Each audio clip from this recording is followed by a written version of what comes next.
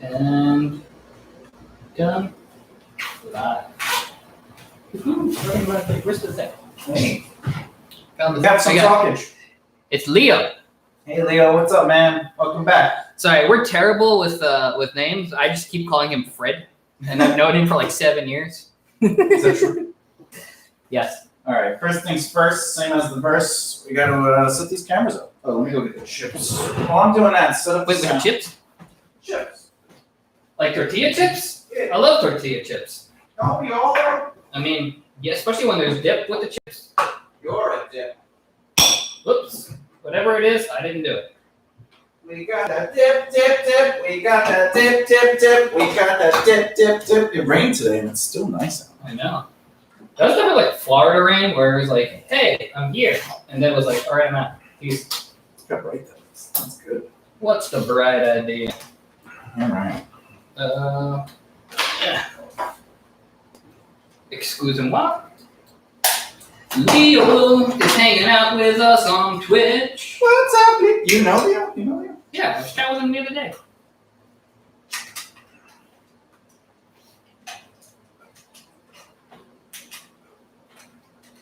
We got, this is behind the scenes I hope so. Wait, oh, sorry. for our podcast today, which we're going to talk about ultimately artists holding themselves back. Consciously or subconsciously. Mm-hmm. Potentially no difference at all. It feels like it's the same thing. But It definitely does. Especially when the they are given proper information. who? Magic? What? Magic.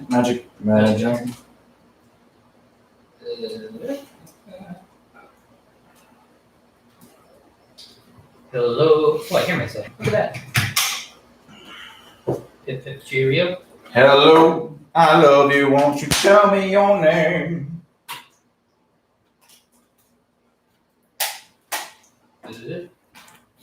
Hello. Hmm. Hello, I'm talking into the microphone. That's my testing voice. That was good. That's good. Hello. Hola. It was like your testy Let's do a quick test run. test. Test. Did you do test it with yours? Yeah, hold on. I'm getting that weird sound again. So I'm wondering if it's just. I know what it is. Let's hear it. Test. I know what it is. That's so weird. It's not weird. No, I did a playback and it's not picking up that weird echoey reverb. What is it? It has to do with playback through the headphones. You might have an effect on the headphones itself. You might. I'm gonna go over you now. That's this. Please hold. Making sure that the thing is working, because I like it when it works. Hello. What is that?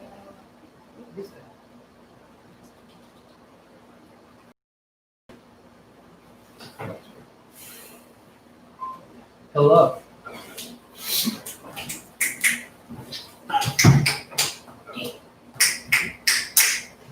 All right. Future reference. You don't have to open it over.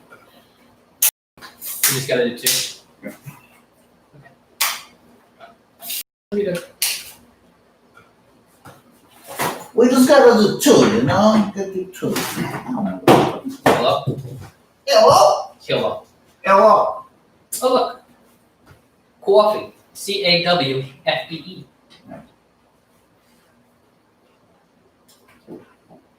Can you go sit in my seat? Yeah.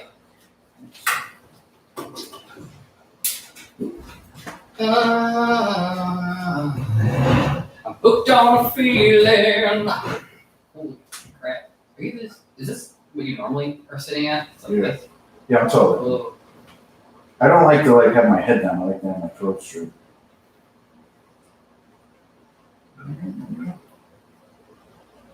it's weird being short. Oh look, it's me. It's me. When did I get here?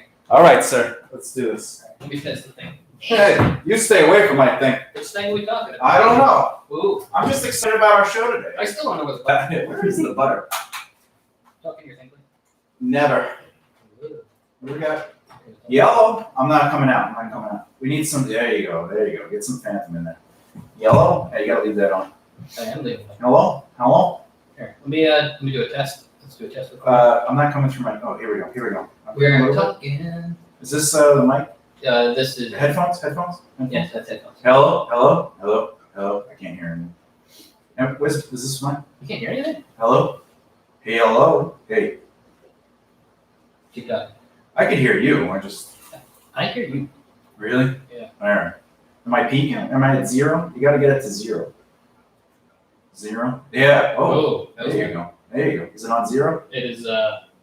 Let it hit 0 and then we'll adjust the headphone mic. You know what I'm talking about? Yes. 0 dB? Yes. Is it hitting 0? It is not hitting 0. You gotta have it hit 0. We're at 0. Keep going. Talk. What's that 0? Talk. Wait, did you ladder it on there? I did. No, you ladder it on here.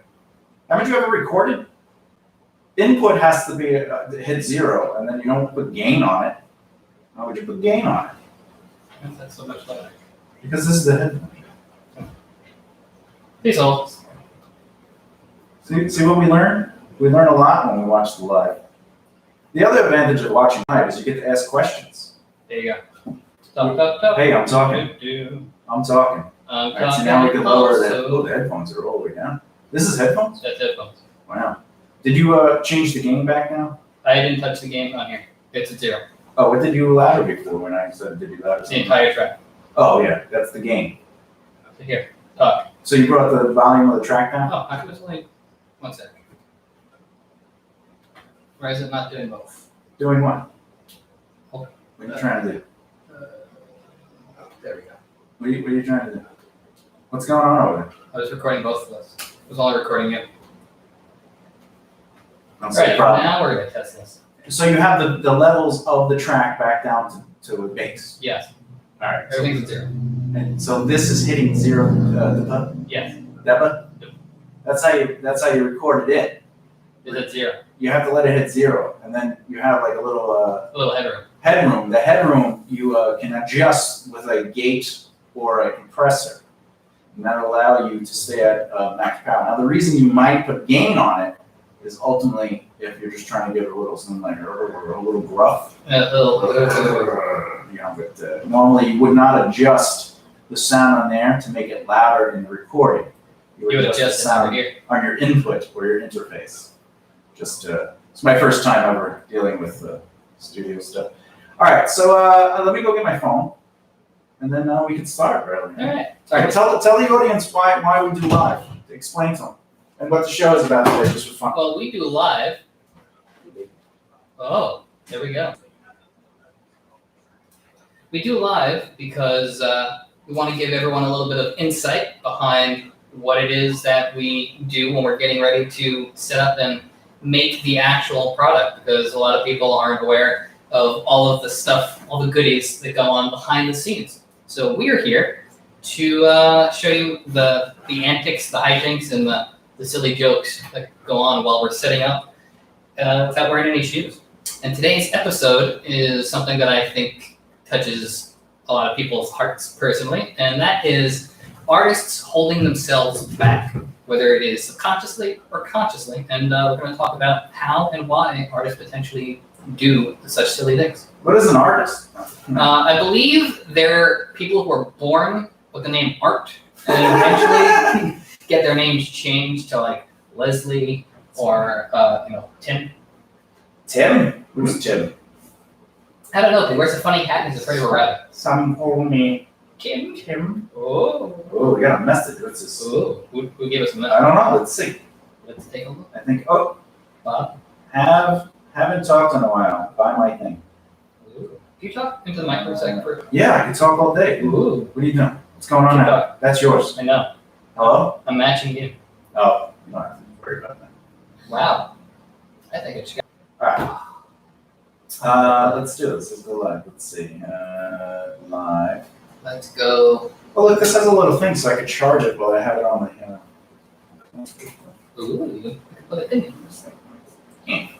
Let's see what you look like. What do I look like? You look pretty good, actually. You know what? Thank you. Have I took a shower. you been working out? I mean, wow. I mean, you look good. You look good. I'm gonna hit the record button so we capture. Why don't you do Ready? that? Look, I've been waiting. I've been waiting for you Woohoo! my whole life. And those things are recording already? Oh my God. Let's see. I can't. Yeah, we're recording. Here, why don't you turn that one around without moving the actual camera? No promises. See, believe it or not, 'cause I'm half blind. Yeah, can we get like a marker? Yeah, absolutely. Absolutely. So today's JD's last. Look at you. Look how happy you look. You got this big smile. I'm looking at it. You're getting some live action. You know what it is? It's because I got to do the clapping. Listen, don't tell people about your STDs. No. Like clapping my hands is an STD. Have you ever gotten a clap? No. Really? I've clapped. I thought you said you were with women. Not every woman has a clap. That's not true.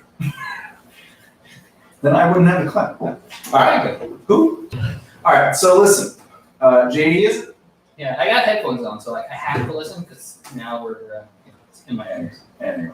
All right. So the reason we do a live show is because I want you to be able to ask us questions while we're talking about the subject matter. If you have input, you're more than welcome to put it in. Throw it on. Not proud. It's right here. Obviously, if you want to ask questions on Facebook Live, And feel Twitch. free, and Twitch. But we're everywhere. We're live everywhere because we like to do the show live and have people ask questions or give some input during our topic. And today's show is ultimately going to be about artists, getting in their own way. But additionally, this show is recorded live, but when we release it on Thursday, it's just the audio. It's just cleaned up and streamlined. It's just the information. And then when we put it, when it goes, the show gets edited and placed on YouTube, we actually add more information to the show. So while you're watching the episode, it'll actually explain certain things, give you historical accuracy to a lot of the subject matter. It might even present secondary thoughts. It'll be like watching the 60s Batman with the little things popping up for more education. What was it? On VH1? No, VH1, they had a pop-up video. Oh yeah. Well, they did that on Fuse too on MTV. They have a little fact about them. Yeah, but I think VH1 Did it first? Yeah, they did it first. Those guys Even are though so VH1 cool. is owned by MTV. Disney? I learned something. I don't know what the deal is. This was like 10 years ago. Anyway, all right, so let's start the show. Let's just get into it. Hey-yo! This is JD McGibney and Thomas J. Bellezza coming to you live, pre-recorded, at the home office, Alaska. Nebraska. Wisconsin, Alaska. Wisconsin, Alaska. What's most important is that Thomas has his tea and I got my cup. Yeah, I got my tea. It's my tea. Yeah. Listen, I don't. We don't make this stuff up. Yeah. So you're listening to I Don't Make This Stuff Up, and the reason we talk about what we talk about on the show is literally things we don't make up. This is real life stuff that happens, how people become successful, their process that they take. Ultimately, we're breaking down the process, breaking down how success works, and also talking about our experience within the field of entertainment, specifically, ranging from music to the acting world to comedy, and also bakery. We like baking. We like making hot dogs. Which is true. I love Can making you make a margarita. hot dog? You can bake whatever you want. Whether it's going to be good or not, that's a different story. Just don't eat the tea. I have my tea. Hey, my dolls. Welcome to the tea party. Look, my darlings. Yeah, my darlings. Ooh, We love my darlings. we do. She's an artist, right? She's an artiste. An artiste, which is great because today's show is about artists getting in their own way. She's actually planning on starting her own podcast as well. Oh, she's really a podcast. Woohoo. What's it gonna be about? I would assume about podcasting things. Well, all right, that's fair. Anyway, so JD was thinking about bringing up an idea about glass ceilings, and we had a debate on the difference between creating your own glass ceilings and what I called basically the dead end, and that's where we came up with artists getting in their brain because, as you said, Because either way, that's the crux of both arguments. The fact that artists have a tendency to get in their own ways for one reason or another. yeah, and my counter argument, my debate was, if you don't know how the process works, you can't create a glass ceiling, because a glass ceiling to me is on your way to succeed, you make no's, you create your walls and saying, I'm not able to get to that level. Whereas if, let's say you're a band and you believe you have to make an album, for you to be successful, and then someone says, oh, you should play shows, and you go, oh, we will, we have to have an album before we can play shows, because that's what you have to do. They don't know the process, so it's not like... They're going off of what they think is the correct answer, as opposed to actually getting the research and figuring out how to do it the proper way. Same thing with actors. Actors will say to themselves, I need a reel, I need headshots, and these are all made up things that they talk about, because they don't know the process. They don't know how the industry actually works, and it's no fault of their own, because no one's telling them, they're not doing the major research. And a good chunk of people who, quote unquote, have made it, just give them the wrong information, because even them, they don't even know how it is that they... Hey, my darlings, we're here for an hour at least. So I was talking to a comedian that they, what's up, man? Sonny's on. Woo-hoo. So I was talking to a comedian that quote unquote made it, but he was just playing local clubs. But I had just started comedy, and I asked him, what's some advice, to help my career, even though I already knew the answer. Because you had come from music at this point. Yeah. You're like, I retired, let me do something else. Yeah, and I like asking people what their advice is, because it just fuels the reality of like, this is why people fail, is because people they believe made it in the industry aren't really giving strong advice, right? So anyway, I said, what should I do? And he goes, oh, perform as much as possible, get on as many open mic nights, and just keep writing. And I was like, oh, well, that's how to just be a skilled writer. Like, I get that. That's how you become a skilled comedian. But how do I find success in comedy? Like, what can I do? And he was like, just work on your craft, and your craft to get you to that. I was like, thanks, I appreciate it. Right? And obviously, that's not how you do it. That's just one small fraction of what it takes to become successful in this industry. But Or any industry. yeah, right. That advice, by the way, would create a glass ceiling, because now it's like, oh, I can't talk to people. I don't want people to know I'm a comedian, so I'm good. Like, that's creating the glass ceiling mentality. But it's also ever. Years later, I became a comedian, and I was like, oh, so you're an a-hole, right? No one's competition. No one is. There's no way you and I, who both play guitar and who both and I don't use phone books to sit on the toilet. But anyway, Listen, you gotta cut a hole through the phone book. no, I put them next to the toilet bowl just so I could stand up to it and then sit down properly. It does make peeing easier. Look, I just lay down on the floor, Dave. Look at my eyes. Well, no, because it lays next to my neck, so it just pours out. But You get your infection. listen, no, actually, But anyway, like no one has ever. Well, no one is competition in this industry. The only way that we can actually anyone can get anywhere and find success is by working together. That's not even just in the entertainment industry, in life. Like, there's no need for anyone to ever be competition.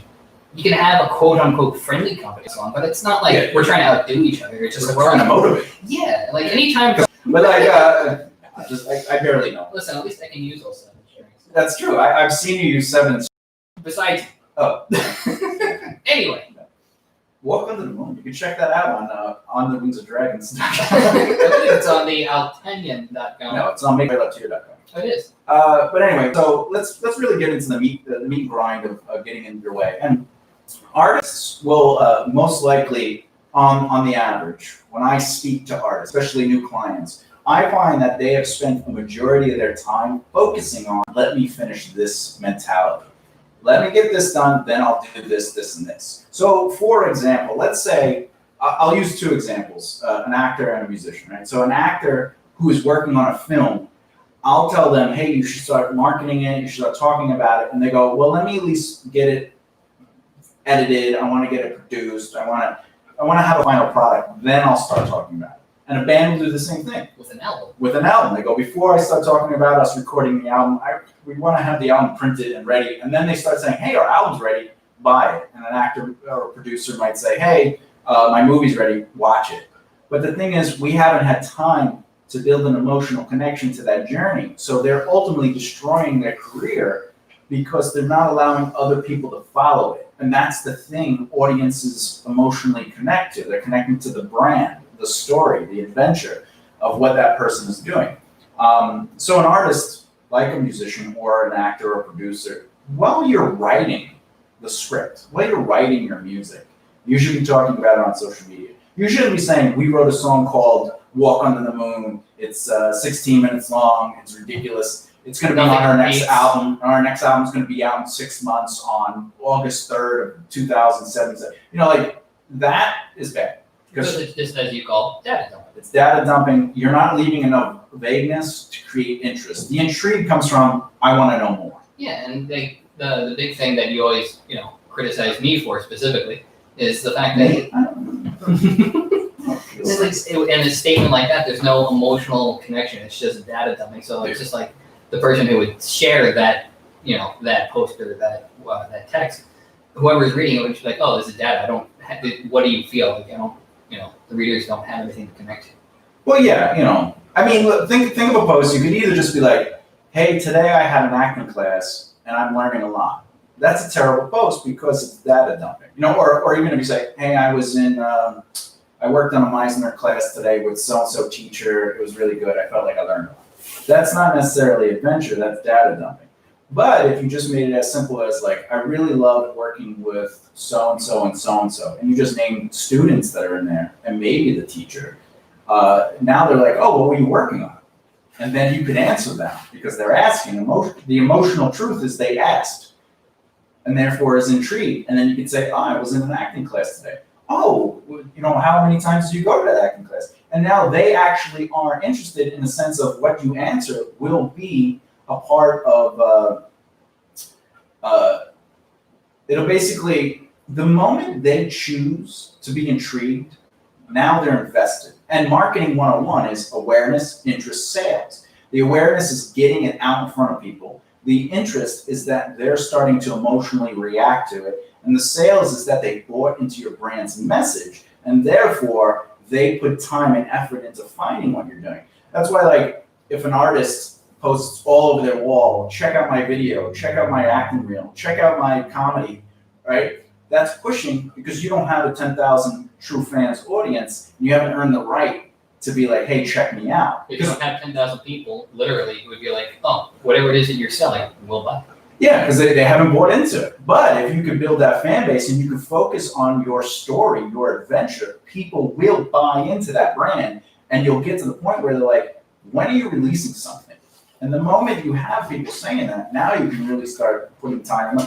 So another thing I say to actors, I say, don't take acting lessons in the beginning. If you want, you can take a couple. Unless you're really utilized, like, don't just go to the acting class and then you're working on your craft. Go on the acting class to build relationships with the other performers, because like we've been saying the last couple of times, you're literally working with the next Robert De Niro's or the next, Brad Pitt or something like that. Just that everyone's starting at the same point. They're all starting at the same point, but I can't work with Robert De Niro because A, he's almost retired, B, he's out of my league, right? But I can work with somebody coming up like he did, and he's just there. He or she is not at their 10-year mark, but I'm now building a relationship. So if you're taking classes for that, it's beneficial. But if you're just taking classes to learn the craft, you're not money managing properly. So then people say, well, how do I better my craft? I go, listen, if you're an actor or an actress and you get an audition, hire an acting coach to help you with the audition. If you get the part, hire the acting coach to help you with the script. Now it's affording you the right because you're investing in an opportunity. Now this is where it gets interesting. Once your career starts helping you earn a living, not a lifestyle, but a living, you create a budget that dedicates the money flow into acting classes. But if you spend money on acting classes or learn music classes or anything, or even writing, go to college, and you want to be in the art industry, that money should be better spent in building and cultivating relationships, marketing yourself. That's another thing that bugs me. Now that you bring it up, going to say like college or going to university for music or acting or the arts, is that most programs do not teach you the value of networking, the value of other things. Well, they do, but they don't make you utilize it. So when a college says we have a high employment rate, they're saying you're utilizing their relationships. So if a college says 60% of all our students end up getting job placements, that's because they have the relationships and you get to meet those people. Well, what I'm saying is like they don't teach you to run yourself like a business. Like it's not mandatory that like, oh, you're going to be, you're going to school for art. Oh, you have to take business classes. That should refer to opportunities. That I don't know. good chunk of the people on Broadway right now are coming from University of Michigan. Like, it's overwhelming that they're the ones that are working together in the industry. And it's overwhelming that when new people come out of college, people who are already in the industry are like, you have a place to stay. I can introduce you to these people. But the problem is they take that opportunity as their career is growing, and then when they start working. What I'm saying though is that they're one of the. But they're not teaching them the process. They're just giving them the opportunity. You know, the process comes from, look, if I'm teaching a class on networking, the first thing I'm going to say is, what are 5 people you hang out with? Out of those 5 people, are 40% of those people in the industry you're interested in? If the answer is no, you have Venmo? not Venmo, the Vimo. Vimo. Yeah. We're gonna put it on YouTube, Vimo. We're gonna share it around. You know, TikTok. You know, oh, now you can put it on Instagram stories. You know, Oh yeah. oh, cool. But what are you gonna do with it? Oh, we just want people to see it. Why? That is an artist brain thing. I want validation. I want people to see this. I want people to be entertained. And they don't think about how to make that a viable part of their career. It's just, oh, here's a piece of art. Yeah, and the thing is, working, and I'm not saying don't work with, like, you know, somebody that's not doing anything, that's still a waiter. What I'm saying is, if you're gonna work with them, try to get something out of it as a group. What could we get out of doing a 5-minute piece? Well, why don't we try to get a sponsorship from Tiffin? Why don't we approach a company and say, hey, listen, when we film this project, if you let us use your equipment for free, we'll market it behind the scenes. We'll do posts and be like, hey, we're filming the scene today. Thank you, Tiffin, for allowing us to use your lights or your camera lenses or whatever. And that's something that benefits the group that's working on the film and benefits Tiffin because they're getting free advertising. Yeah. And you're also building relationships. And I'm not saying a huge marketing company, a huge industry like Tiffin is going to help you, but I will say this: we had for 5 years a Tiffin sponsorship because of relationships. Somebody went to kindergarten all the way to college and graduated and all this and grew up. The guy was like one of the best men at the wedding. Holy cow! And that relationship was like, oh, I'm the head of marketing at Tiffin. Whatever you need, let me know. We'll just give you the equipment. Just take care of it. And you can even hold on to it. And then when you're done with it, you can give it back to us. That didn't come because we had value, as in like we made great films at that time. It Came from personal relationships. Personal Which have relationships. the most benefit. That's right. Now, obviously that person doesn't work there anymore. We lost that sponsorship. But that's how you have to think. How do I create these relationships and create these opportunities? And every opportunity I've ever had, from pitching a project to being introduced to someone of power, it was all relationships. None of it was, hey, here's my movie, here's my script, here's my reel, here's my music. In fact, my biggest opportunity, music, I can't listen to this. This is nothing I would be interested in. But I love you. You're smart. You get marketing. You got me to get out of my seat to talk to you. But there's something in my brain was like, give. But none of that came from my music.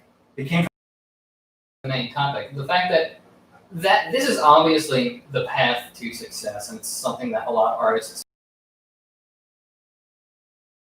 are afraid to try. Why is it that you feel, being that you have, you've seen so many examples of artists sabotaging themselves, why is it you feel that artists hold themselves back and don't follow this process? All right. Well, I almost held myself back in that moment because I made a judgment call. I went, oh, they're an old person. Why would they like it? Then something in me from my teachings, from learning from my grandparents, people, but it's not my job to decide what people like. It's my job to give them an opportunity to find interest in what it is I do.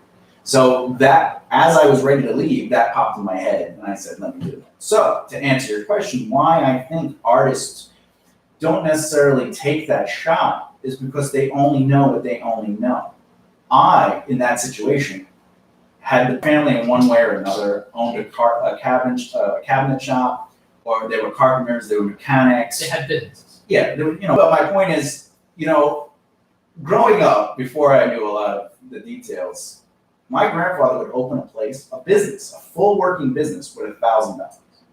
He'd grow the business would rise, he would take that money, he would either sell the business or he'd just destroy the business and take the insurance. Right? And then he would open another business with $1,000. I'm like, how the hell is he doing? I'm a kid. He had limo shops, he had, everything. He had a taxi company, right? So I learned how business worked. Now, when I was growing up, my brother and I, we wanted to start a business, and his big holdback was we have to learn everything about that business.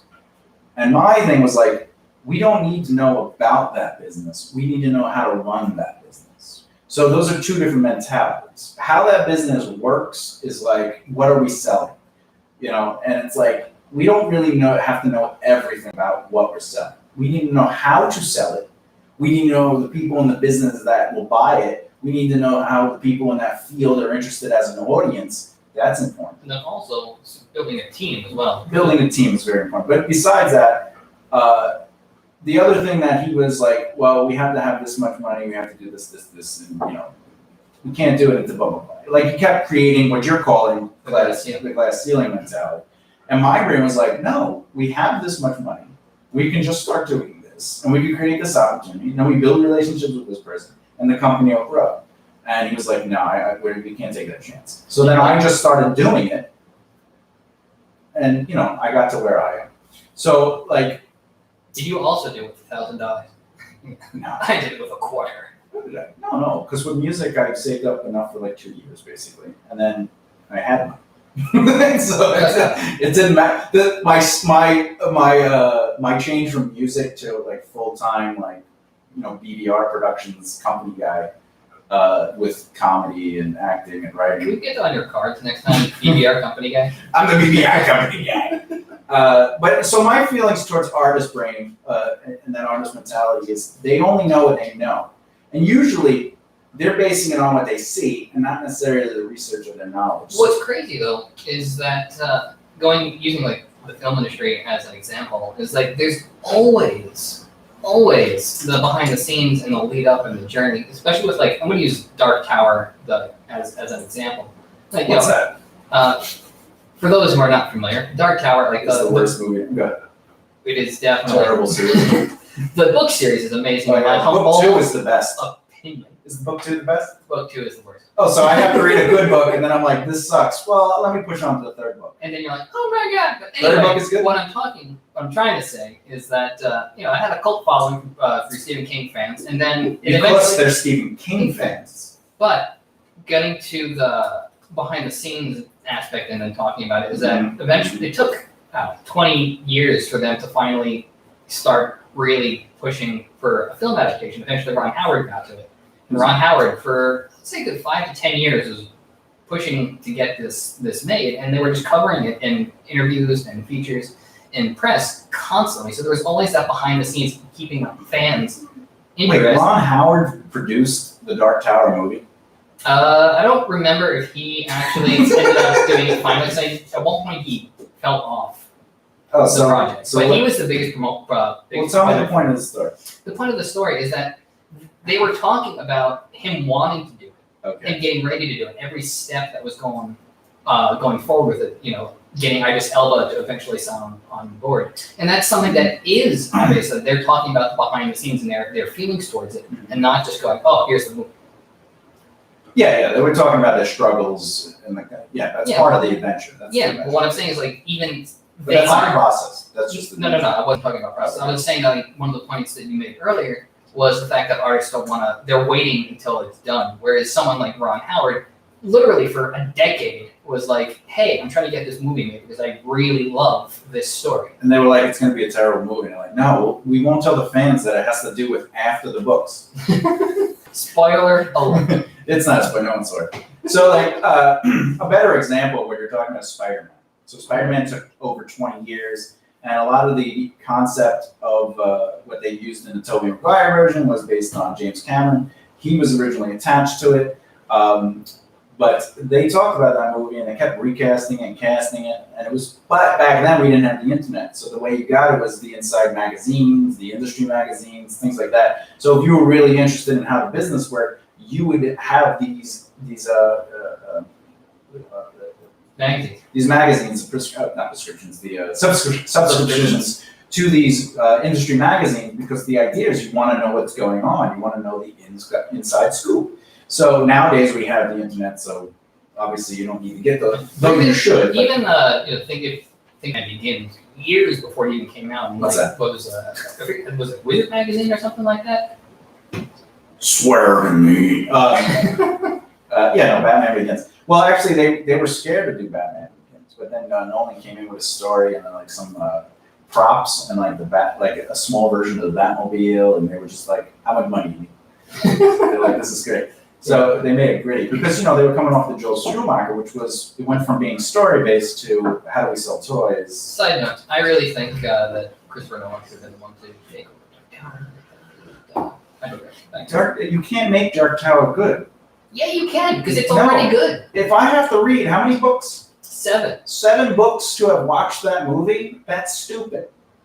They should have made the movie for non-fans and fans. I agree. But they didn't even tell us, hey, this is about it. So we're watching, we're like, why are That's they why at I'm this saying point? Christopher Nolan should have just done the adaptation and just made like an HBO series. So I think he really did the adaptation. We just don't know it because it's with Inception. But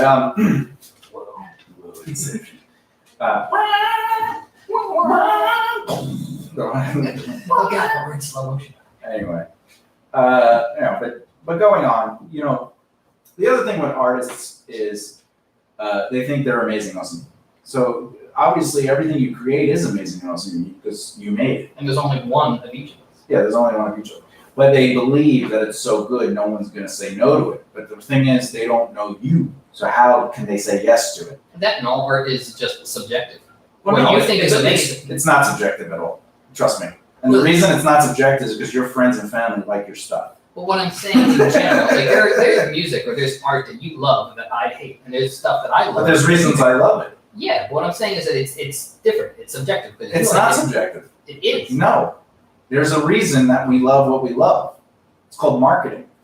It has nothing to do with it. You grew up liking certain things because of influence of brand, not because you liked it. And as you grew up from a small child playing with certain toys to seeing certain people you respected and appreciated liking certain things, you wanted that admiration subconsciously. That's how marketing works. That's the sickness of marketing. That's how it attaches itself. The reason, remember the other day we were talking to somebody and I was like, what does your family like? And they're like, Coke. And I was like, what do you drink? And they're like, Pepsi. I was like, does your family drink Coke? And they're like, no. I was like, does your family drink Pepsi? And he said, no, they drink Coke. And I go, there's a story there. And I literally figured out the story, and it came out because he was a gamer. And that's the reality of marketing. Marketing, Mountain Dew was a gamer's market. And if you played games, you ended up, back then at least, you started getting into Mountain Dew. But it's not that he liked Mountain Dew. The marketing. The marketing got him to try it. And then he's like, well, I like Mountain Dew. But it wasn't he liked Mountain Dew, let me try it. He didn't know he liked it. Until he tried it. Yeah, but the only reason you listen to any music is not because you listen to that music. There's no way you listen to music because you like it. It's impossible for you to like something before you are attached to it. It's like food. I like pizza. Have you ever tried it? No, but I like it. Right? No, you have to eat it. But why are you eating? Why are you trying it? It's marketing. But the marketing is also based on relationships. That relationship, let me finish. That relationship is the brand relationship. You trust the brand. And you, as an individual, is the brand. So if I don't know you, it's not about networking or relationship. It's about brand. What do I like about you? What do I like about your stance? What you physically do? How you present yourself? If I can understand, relate, and have empathy to what you represent, now I'm building a relationship with it. So if you release a song, I'm already intrigued to listen to it. In fact, that song might be dog crap, but I like you and appreciate you, that I'm going to support you. And that gets me to listen to it. Then we get into this problem, repetitive marketing. So I might listen to your song and hate it, but because I like you, I might have it in my mix, and then I hear the song a second time, and a third time, but it's like in the mixes, 4th, 5th, 6th, 6th. Next thing I know, it's my favorite song. Right? So that's repetitive marketing. So there's no way that is a preference. Go ahead. Let's get you in on this. So wouldn't the subjectivity just be the marketing and your connection to the marketing? So something that would speak to you Brand relationship. might not speak to me. So the subjectivity would just come down to how each individual. You just want to say it's preference again. Go ahead. Say it's preference. I'll prove you wrong. All right. So then, let's say there is Coke and there's Coke and Pepsi. Fine. We're both sitting down. Yeah. We're both getting hit with the same marketing from both. Great. One of us chooses Coke. One of us chooses Pepsi. Okay. Why did you choose Coke? I'm just saying. You can't. You have to put in a variable. I don't know what the variable is. I mean, I just told you what the variable was. Your relationship with other people, your admiration, seeing people you like, maybe something about the marketing itself intrigued you, and it made you say, let me try it because I trust in it. The only reason you ever tried McDonald's was because your family fed it to you as a child. And then because you ate it more than once, you were like, I like McDonald's. And then now, as healthy as you are, you're like, I like McDonald's. It's the one food I don't mind eating if it's terrible. But that's not because you like McDonald's. It's because you were conditioned to like, that's what marketing so then is. is there, in theory, no subjectivity because everything has a reason? Subjectivity comes from marketing. Basically, marketing makes you have a preference.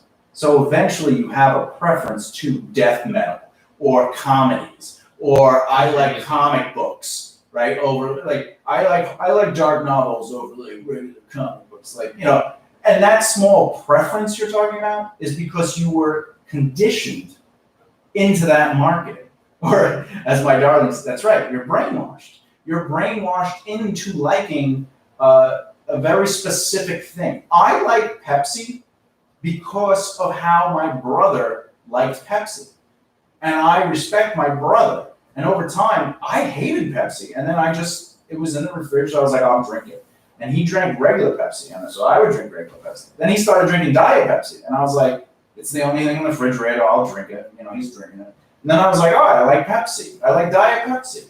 But that wasn't because I liked Diet Pepsi. You were conditioned. I was conditioned because A, it was the only thing there, and B, when you watch, can you or can you not see the logo of the, no, like the television, the TV itself, the TV, it's on the bottom in the center. It is. Exactly. But so then I go back to my question: is there in truth no subjectivity? Because everything there is. Once you're conditioned, you don't have a choice of something until you try it. But you can't try something until you try it. You don't like it before you try it. It's impossible. It is impossible for you to go, I love orange juice. Why? Oh, it tastes great. Have you ever tried it? No. How do you love orange juice? Well, I watched this show, and in the show, the main character drinks orange juice, and I like the way he or she squeezes the juice out, and I like the aesthetic, the way it looks. So I enjoy orange juice. And then you're like, you know what, I'm going to try orange juice, because if my favorite character on the television show likes orange juice, I'm going to like orange juice. Or you're a child, and your mother feeds you orange juice, or your father feeds you orange juice. Now, they might overfeed you orange juice, and you'd be like, I hate orange juice. It's the only thing we ever had to drink as a child. So now, your liking of it, as you're saying, what was the word you keep saying? For your preference is, I hate orange juice. But it's not because orange juice is disgusting. It's because you were conditioned to hate orange juice.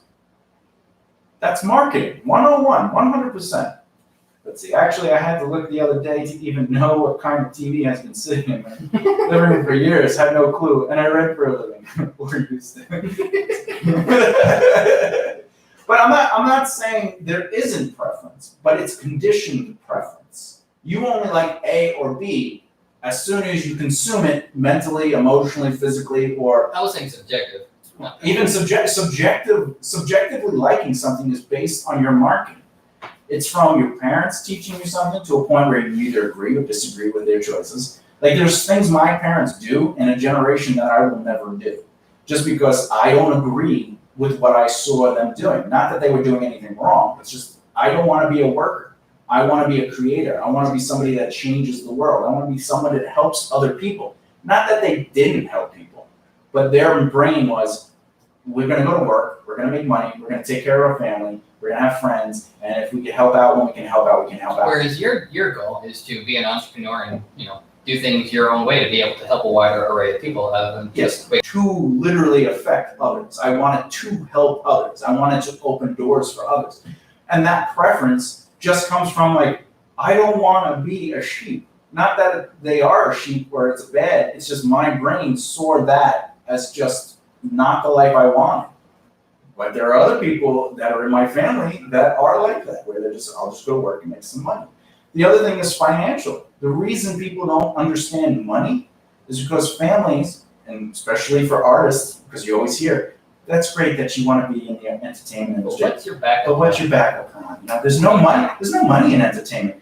But there's no money anywhere unless you understand how money works. Because even if I work 9 to 5, I still have to understand how money works. But the problem is people don't talk about it. Yeah, That doesn't mean you have a preference. Yeah, people just talk about how you have to wake up, go and earn your paycheck, and that's Earn once you have the paycheck. money, that's it. They don't teach you what to do with the money so that your money works for you. But it's not their fault. They don't know. Yeah. They don't know. They don't know how money works. And that's the problem is artists are the exact same way. That's why they get in their own way, because they only know what they know. And they're conditioned to know what they know.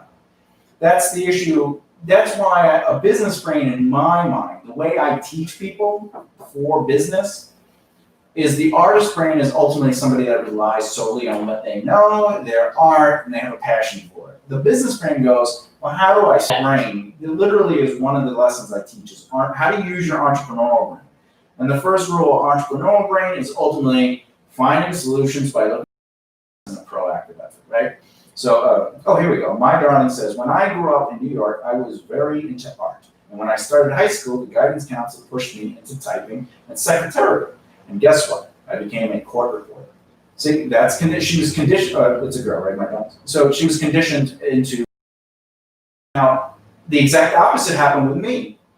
I was pushed to do art because they told me I shouldn't be a writer because I couldn't spell it because I had dyslexia, but they didn't know what that was. And they you either need a trade or do something else. And I was really good at art. So I took so many art classes. Teachers were just focus on art. But I also had my parents telling me to get a job, and that wasn't what I wanted. I wanted to work in the entertainment industry and the art industry. So whereas my darlings is talking about how she was pushed into being basically a court reporter, I was pushed the other way because I enjoyed art as a child because I liked watching my dad duel. My father was a dueler. He would sit, and my mom too, she would sit on the phone talking to somebody and she would duel. And I was like, oh, I like that. So I started doodling. Doodling turned into something else. And one thing led to another. But that wasn't my preference in the beginning. I wasn't like, I like drawing. I had to learn that I like drawing. And then I go, but now you'll hear me always say, I don't like drawing. It's not something I like doing. I can draw, but I don't like doing. I'd rather write. Because believe it or not, that was one of my original passions. But it was something I was, and now I make a living writing. So it's Yeah, but it's. Yay, my darling's found it. Yeah, I know. I'm looking at your icon picture. That's really. I think you drew that. Thank you. I did. Yeah, that's amazing. Yeah, no, you do. Hey, no, you stay on that. Yeah. But that's something that I think is we should talk about is the fact that if there are obstacles that get in our way, whether it's something that is an outside thing or something we have to deal with internally, where you had dyslexia and I still want to write. There's ways. Yeah, but I stopped. What I was going to say is that if we have the guidance, we have the help, we have the support from those we care about, from those we respect, it's something that can be overcome. You are an example of you going, you know what, screw it, I'm going to find a way to make this work, and you have overcome it. You, like you said, you make a living writing. Yeah, but I found people, this is the circle of influence aspect. I found people that were supportive. So my family, actually, one time when I first came back from Florida, back to New York, this was maybe my first year playing with Tenebra. And we're in the garage and my mom comes in, she's just like, can't you just go get a job? And while we're playing, we just let there, we started playing a punk kind of song, even though we were death metal, doom metal, whatever. And I just started going, get a job, get a job, go get a job. And it's get a job. And she just got so frustrated with me. But I was frustrated with that because I didn't have that kind of support. In fact, drawing, even though school was pushing me to draw, I wasn't really pushed to draw. In my life, that wasn't it's nice that you do that, but it's not really gonna make you money. You should get a job. And the other thing is you met me at my theater. That you owned. That I owned. And ran. And made money with. And still people would go, well, how do you make money? I go, well, you see all the seats? Every time someone pays for that seat, I make $1. Yeah, and you see that? I make money for that. And you see that? And you see all the, how do you think I make? 10 at night, 12 if I have to, because I own the company. Wait, and time out. No, I know for a fact that you work in your sleep. I feel like you have at least like gotten up and been like, I had a dream and I have all the answers for what we're gonna do for the next week. And I wrote a song and I did a sweat. Well, the other day I was walking the dog. I come in, I go, hey, I wrote a song. Well, I was walking the dog. Just in my head. How long is it? An hour. You were out there for 5 minutes. Yeah, no. Yeah, I know. But the problem is, nothing repeats. But my point is, I started getting involved with people that were supportive, but more importantly, that weren't where I was, with career. Like, when I first started really caring about music, I noticed that I was hanging out with people that were playing bars that were filled with our friends. And that didn't seem right to me. And I was like, what do these people do? And they all work day jobs. Now, this is the part actually that killed me. Bands I thought were super successful, that were well known, had day jobs. And I found out they weren't making money. They made money, but they weren't affording their living with music. They were affording enough to do what they wanted to do, but they weren't able to afford their life. Yes, they could afford their overhead of the business, but they were. It's like the other day you found out like you did all that stuff. It cost you this much money. You made like a couple $100, and you're just like, what? And that was what they were doing, and that boggled my mind. But then I started hanging out with people that really were making money, and it turns out they were making money because they were in the industry. And that's when I started working with studios. That's when I started going, you want me to play with you? It costs this much money. And I was making money playing with other people, whereas they were making no money. Well, that's something I think is interesting to bring up too. Like, I was doing all like the session stuff. I was touring. Like, I think sometimes like going back to artists getting in their own way. I think a lot of artists get in their own way because they're like, oh, I really want to do this, but like the artist getting in the way is like, oh, I do this style of music, so I can only go this far. And that leads them to only be able to sometimes afford, just the overhead of the business, but not necessarily grow. Yeah, not able to grow the business, not able to afford their life outside of just doing the business. But then you have artists that are in another genre of music that are multi-bajillionaires, and they're like, I'm just gonna buy a small island off the coast of, Africa. Yeah. And it's like. I think that's a really good example of what we're talking about. Is like artists getting in their own way and like also thinking like business as opposed to I still have that 9 to 5. I have to do this and don't really understand how money goes. Yeah, but even that 9 to 5 to me is an artist getting an opportunity to get paid to do what they do, but they're just happy they're getting paid to do it and they're not growing their company. Like in my mind, when I teach people, I see them the knowledge that if you're a band, your job is to eventually own a record label that ultimately owns a booking company, which is a promotion company. Like all this is. Or if you're a musician, specifically like Zach Wild has his own brand. Basically, he has his own audio. He has his own line of guitars and stuff like that. Yeah, but the reason he has that is because he's his own record label. He's his own production company. Like the same thing with actors. I tell actors, I go, if you want to be an actor, you should be working your way up to being a producer. And they go, well, how long is that going to take? Well, can you raise money? Can you find a project that you like? The moment, you don't even have to find money. If you can make a project happen, you're a producer, but a producer makes more money than anybody. But a producer also allows you to create your own opportunities and help other people. And it allows you into the circles that you normally wouldn't be in. Because if you're an actor, this was the thing. When I went to AFM, I walked around and I would meet people and they'd be like, oh, hey. And then very dismissive. And then they would hear someone go, oh man, what movie? What are you working on? What's a TV show you're working on? And I'd start talking about it. And then they would hear that I'm a producer. And then they would come back and be like, hi. So here's like my headshot and resume. I'm like, what? And they would hand me like a USB. And I was like, please don't do that. Please tell me like they had like some like weird little like doodle on the USB. Well, they had their name on the USB like in it. And what I did was I came home, I deleted everything on it before I looked at it, and now I have free USB. But don't they have like the business cards too that are like really nice when you flip it out as a USB? I don't probably. I mean, it's 2020, but. It's such a silly idea. But what am I talking about?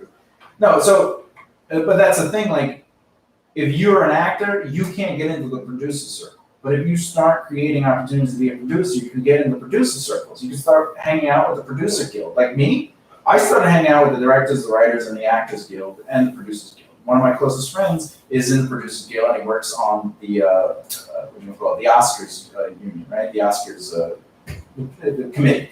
So I wanted to get into those areas of power. So it's the same thing with comedians. A comedian shouldn't just be like, I'm a comic. They should get to the point where they own their business, where they are a production company, where they are creating opportunities. And it's not to give you more work, it's to create a career. Because if you just get paid to be an actor, or you just get paid to be a musician, just going to work. that's a 9 to 5. Because eventually you're not going to have that job. Because the moment a producer's never unemployed, because they're always working on something, because they're always creating opportunities. That's their job. Record labels, they don't get unemployed because they're always like. If I was a record label, the reason that show came to life is because I brought everybody I knew to get involved with it. And one thing led to another, and people were like, you need to talk to this guy, this person, this and that. And you had an entire army basically talking about the project. I had a massive army. We got so popular with 0 films. I think we had 12 episodes with it, but no one had seen it really, other than like the people that we were working with, which was like probably maybe 15 people for the writing and the table readings. And when we went to LA, 6 studios knew about it, and they were like, You didn't film anything. We didn't There was no film website. You had an IMDb. we had an IMDb, but we had No. marketed it so well through Word of mouth. relationships, word of mouth, and everything that it got us an opportunity. But also, the thing that has always helped me that artists don't do is I introduce people. Having a beard. Yeah, my beard. My beard, I'm not bald. Most artists will not introduce somebody to someone else unless it can directly affect them. And the thing that helped me the most was introducing people that had nothing to do with me. Where I'd be like, hey, you need to know this person. But I had a rule. First, they had to be professionals. They had to really, they had to be influential in their own life. They had to be doing things, creating opportunities for themselves. Because that to me is motivating, right? And then the other rule is that they had to influence each other. There had to be something that they both could gain from it. And that's the only way I introduce you. If I don't feel those two criteria are met, I will not introduce you to someone. And the reason I do that is because if they're happy with me. And if they're happy with me, and it happens all the time, they start referring people to me, or they start asking me to get involved. And sometimes they'll bring food. They bring me food often. Mostly pizza. But me first. Because that goes back to a lot of people thinking that everyone is their competition, when that's not the truth, and where everyone needs to work together, everyone to run. Well, yeah, I mean, let's look at a band first, okay? If it's all on tour With other bands. with other bands, right? Because some bands that are starting out can't get on a tour unless they pay, which means that's bad money management. You're an idiot, right? Or that band gives the okay for you to be their opening band. They go, all right, the record label's paying for this tour. We have an opening spot. Or they'll say, when we get to those cities, we want 2 opening bands. And they give the permission for the opening bands. Now imagine you're friends with them. And we'd always get the opening spot. I'm kind of just imagining Tenebra/Alpanian opening up for Fozzy now. Dude, it was amazing. He gave me one of the best compliments. Jericho's like, you sound just like Jeff Tate. And I was like, really? I'll take it. Because, at the time, I was like, I can't sing at all. But he's like, no, you sound just like Jeff Tate. But we did something for Fozzy that really influenced the relationship, which was ultimately, I don't know if you know this, but Fozzy is actually a different band. Like, there's like a band that Goes on before Fozzy. but it's Fozzy, but like without Chris Jericho. So they played first, and then we went on, which was weird, and then Fozzy went on. So what happened was, we had our equipment up there, right? Because Fozzy's equipment was in the back, and then our back line was the only other equipment that was allowed to stay on the stage. It's because we were literally the You're opening band. their export. Yeah, and then there was like 3 or 4 other bands on that night, so they had to put their shit out in it. Anyway, so that band had to go, and they're like, hey, listen, we kind of have to go on now because while you're playing, we have to get ready to be Fozzy. Could you move your stuff up? And we're like, yeah, no problem. And then we just, it was no issue. And we're like, because we're trying to do the show together. Because we did that, they watched our show. Because we did that, they came to us and gave us feedback. Because we did that, they let us hang out with them. And it's not like we were like, we're hanging out with Fozzy. It was, we were hanging out with people. And then you guys, the thing that a lot of bands that are starting out, like you pointed out, don't understand is the fact that it's not the competition. It's the fact that you guys were, the show is the event. We're all here together. We're a team to make this event run smoothly. And what you guys did was you're like, whatever you guys need to make this run smoothly, we can do. Yeah, I mean, don't get me wrong. When we opened up for Nightwish, we got an encore, but like, Just really. we were direct support with them, and they were just like people like, and then we looked to the side, and the whoa, what's that? Is it going? Is it going? That is weird. Whoa. Technical difficulty. That was crazy, right? But anyway, so everyone's screaming, right? Because we're in our hometown too. And I looked to the side to look at the stage manager, and they're like, you can do one. They put the finger up and did one more. Right? Is it hot? Is that? It's a little warm. You gotta get a thing that it's like $10 and like. Like with the fan. Yeah. But anyway, so he goes, yeah, do one song, and this was the show that I implemented that we must always have at least one encore song prepared. Right. And it was because we didn't have an encore song that was short enough to be an encore song. So we just looked at each other like, let's play the song we kind of know, right? And everyone loved it. But to us, we were like, that was like the worst. Like, we should have never did that. But like, we just started playing a song. We had to go, just was like half instrumental. Well, instrumental. Look, I had one instrumental on every album for Tenebra, but I decided that an album of instrumental would be boring. Do you know any bands that do that? Yeah. Which ones? Which bands do like whole albums of instrumentals? Well, there's Angels on the Battlefield. Oh, I love that band. You could. There's Actually, there's intervals. you could find Angels on the Battlefield at Make a Right Left YouTube.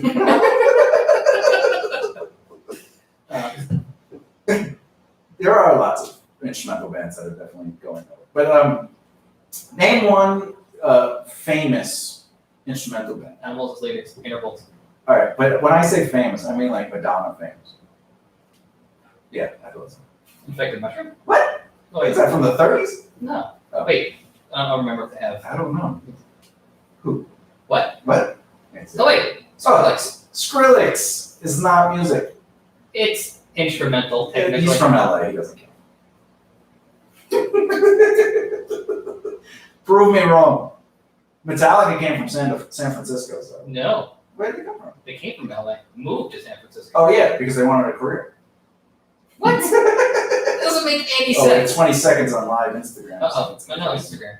Anyway, live Instagram, bbrproductions.com. Check us out. You absolutely can see what's going on. There's also a film festival. We may extend the day, so check out. So if you want to submit some short films. Submit. Yeah. Oh, no, they left. They left us. Oh, All right, just share on Instagram. Let's do this one. we're sharing. We're sharing. Who's sharing? Oh, dude. Spoiler alerts if you haven't seen Lucifer, but there's an amazing cameo in it. I think the second to last. I don't want to give it away. She's like, "Oh, my husband and I want to thank you from one so and so to another." Oh yeah. It was really funny. I love how this new season of Lucifer is so like it's very self-aware and they poke fun at themselves in just the right ways. Oh my god, yeah, no, It's so good. Honestly, if this was how the show started, I probably wouldn't have been a fan. But because I'm already a fan, I think it's like they're doing an amazing job. Because if the show was this campy, like the show wouldn't have been good. But because it was like mixed drama and it was good. No, I think if they had done this at the beginning, it wouldn't have been funny because we wouldn't have already known the character. Well, yeah, I mean, you can't break the fourth wall if you're not aware of the wall. When did we get Wolf? But anyway, all right. So the show on like artists getting in their way. So let's sum up the show. Let's Basically, the lesson that was given today. A big reason why artists get in their own way is for two reasons. It's either they don't know the process how to actually achieve success, or they choose to not because they're given the information, but they still think it's an artist brain and not a business brain, not an entrepreneurial brain. Yeah. And they're like, it's not going to work out. that which I did in the beginning because people would tell me this is how it works, and they're obviously making money in the industry, and I'm like, what do you know? nah, I'm just gonna focus on doing shows and I'm gonna grow up in a van. Live in a van down by the river, and then as soon as I just started doing what they told me to do, what happened? Oh no. Low battery. But as soon as I started doing what they told me to do, everything changed, And then I've been utilizing their skill plus everything I've learned, plus the things I've learned new in the industry, and completely, like I haven't had a day job in forever, or a survival job. Like this is my life. Like I sometimes get imposter syndrome where I'm just like, what am I doing? But I realize this is my job. Like I wake up, I write scripts for people, I consult people, I do marketing for people, I produce TV shows, I have meetings, I write music, and I'm like, I pay my bills. Like, and that's weird to me because it's not, because I still have that little bit of conditioning from when I was younger about you're not really working unless you're going to a location and you're working 9 to 5 and you're getting because. But that's the thing. It's like he kicked me. Oh, Doggies. Yeah. The person that owns that job is doing exactly what we tell people they should be doing. It's they're like, oh, I'm gonna think like an entrepreneur. Oh yeah, the person who owns the business is like, this is how you own a business. I'm gonna wake up and go in my pajamas. Actually, I don't think I would ever be that person because I always want to be doing stuff. So I'll even when we open up the studio and we get our offices going, I'm still going to be there even if I don't have to be. Because I feel like you would just have like a bedroom / office / shower. I mean, I had a shower in my theater for me. You did. Again, the process is always going to be the process. Industry, or you're making donuts, or pizza, or pizza. or cookies. There's just so much you have that artists don't necessarily know what to do. And again, it's not their fault. And sometimes it's so overwhelming. Like I know when I told you stuff, you were like, you tell me stuff now, my brain's still going. What? That's not gonna count as a survival job. So just so we get this right, when you say quote unquote survival job in your mind is something that's outside of the industry. So let's say you want to be an entertainer and you're awake or you're working in a grocery store. Yeah. So if you wanted to be in entertainment, let's say you went and got a job with an agency. Yeah. That is not a day job. Correct. Like when I like with music, I always thought you had to make money with your music. Like I have to play a show, people have to buy my CD, you have to make money. I didn't realize you can make money by playing with someone else, by recording somebody else's music, by like when I started working on websites, like when I did my own, I didn't realize I could charge bands and studios and small record labels to build a website. And that doesn't mean I had a 9 to 5, that means I was working within my industry because I was working with these people and I was helping them build their branding, which is marketing. So it's not just website development. You became the guy that helps everybody with everything, that can do everything. And that all led to all these different opportunities. I just got a question. Yeah. How is it that during this entire time, no one bought you like a superhero cape? You'd be like, oh, you're the guy who can do everything. There was one guy who was going to buy me, what's funny about the show title? I don't make this stuff up. Someone was going to buy me a shirt that said, I don't make this stuff up. And then another person wanted to get me a wrestling belt, because I was the champion of reality. Really fun. To sum it up. So an artist getting in their way is because they don't know the process, so they rely on what they know, which is usually only what they know. Or they refuse the process. Or they refuse the process and they're educated in it. But again, to go back to you, you're sitting here spending 8 years going, I just have to play shows, make music, and then someone comes and goes, no, that's not the important part. And you're like, what? And they're like, yeah, you have to know how to play your music. Of course, you have to write songs because that's what you produce. But that's not what makes you money. Yeah, that's not the business. Yeah, That's the byproduct. And I literally tell you, you got to build and cultivate relationships. What? I don't want to talk to people. Oh, well, I'm glad you have a job because you can't. You know. For me, it wasn't about not wanting to talk to people. I love talking to people. It was always me personally. I always felt I felt uncomfortable for a really long time. It's even there are times now where I feel uncomfortable, just like putting myself ahead of the music, because like I do have tendencies of being shy. I was a very reserved kid growing up, and even now I have my moments where I'm like, because you're a huge bulge. It just makes people they become comfortable around you. Like, well, how do you sit that's on that? them. Why would you put it on? Funny story.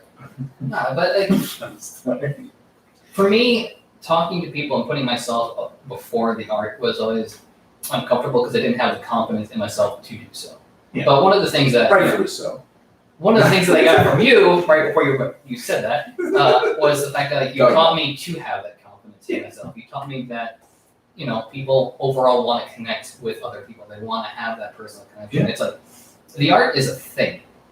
We as artists create art because we feel a certain way, and that's how we express ourselves. That's how we communicate with the universe. That's how we make sense of things. But in the end, art, whether it's music, whether it's a movie, whether it's a painting, whether it's a sculpture, whether it's a chair, a piece of furniture, it's just a thing. And people will see that and they're like, oh, that's really cool. What inspired that? And they want to get to know the person behind.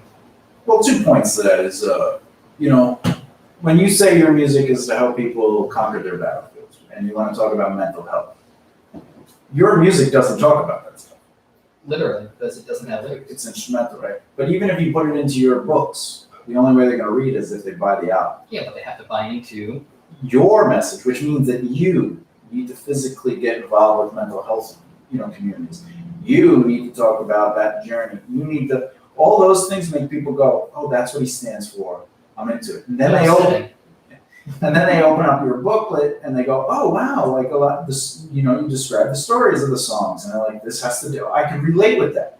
But again, you don't like orange juice before you like orange juice. So it's the same thing with your music. No one's going to like it or understand the concept. Because right now, I can tell you, without a doubt, people that don't know you, if I let them listen to your music and I go, what is this about?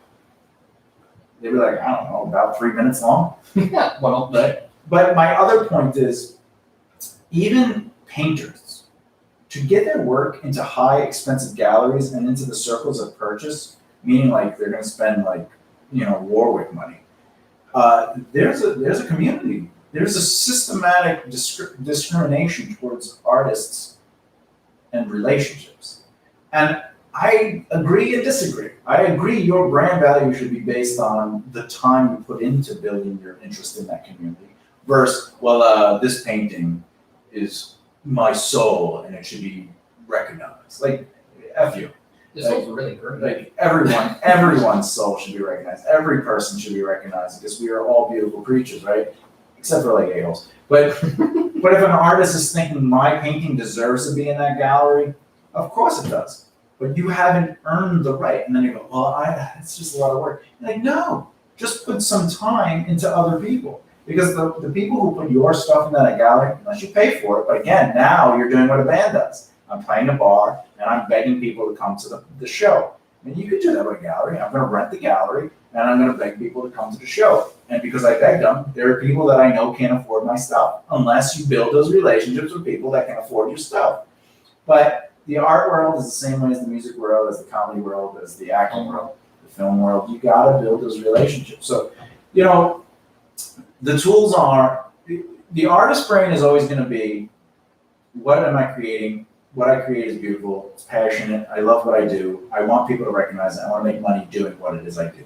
But what you do is not your job. Your job is a network market practice. Your job is to manage your time on your people, utilize your entrepreneurial brain, increase your talents, not just in what you do, but also in the world, your industry. You need to organize your money to create security, growth, and wealth, which is to protect yourself, invest in yourself, and of course reward yourself.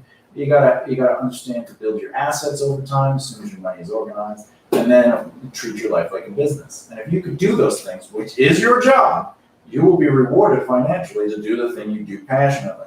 And that's the big difference. So an artist gets in the way of business, an entrepreneurial brain will say, what is my job? How do I do these things within my field of interest? And if an artist brain can just take a moment to say, what is my responsibility of running my business? They have a greater chance to succeed in this industry, or whatever industry it is. Anyway, that's all I have to say today. I think that was good. What's odd is that we don't make this stuff up. We don't make this stuff up, I'll be honest with you. But with that said, hey, even though this is the end of the show, if you got this far, please subscribe to our, YouTube, because if you're watching it live, Hey guys. hey, subscribe. But we got stuff there. We got stuff going on. If you want to get involved, you can get involved. And support one another. Did you see me once say hi? Yeah, say hey, what's up? You can also check out Thomas over here on. Be careful, that guy's kind of big. He has a nice beard though, and he's a little chubby. Anyway, that's it. That's it for our show. Thanks to everyone who was interacting on all the live platforms, Instagram. We got a lot of Twitch interaction over there. We love you. Facebook and of course our YouTube. We only do the live show. We have the live outlets, so you can ask us questions during the actual show. If you're listening to this on the recording or a later video, Yeah, or watching a later video, you can't ask questions. well, you can comment if it's on YouTube. But thanks for hanging out and listening. Thanks, man. Really appreciate it. For watching. I do you like my sweaty ball? Do you like my Oh, the sweaty balls. sweaty ball? I love the sweaty ball. On that note, Which one? Going back. All right. Have a great night. Thanks a lot. good night, everybody. Bye.